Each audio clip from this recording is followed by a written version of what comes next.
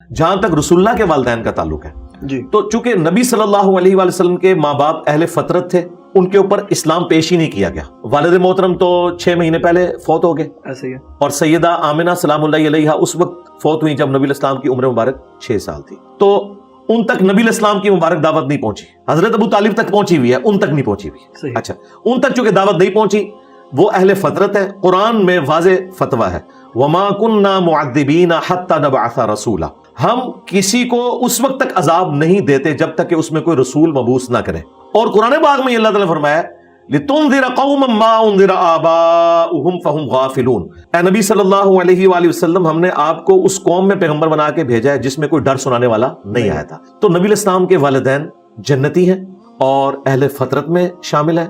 ان کے بارے میں جو بھی زبان درازی کرتا ہے ہمارے نزدیک وہ رسول اللہ کا دل دکھاتا ہے. اسے اپنے عقیدے کے اوپر دوبارہ سے غور و تفکر کرنا چاہیے اور اس معاملے میں توبہ کرنی چاہیے. بالکل ہمارا کلیئر کٹ عقیدہ ہے، اور یہ میں نے 10 سال پہلے اس کے اوپر ویڈیو ریکارڈ کرائی ہوئی ہے مسئلہ نمبر 98 کے نام سے، اور مختلف اوقات میں نے اپنے اس عقیدے کا اظہار کیا. الحمدللہ.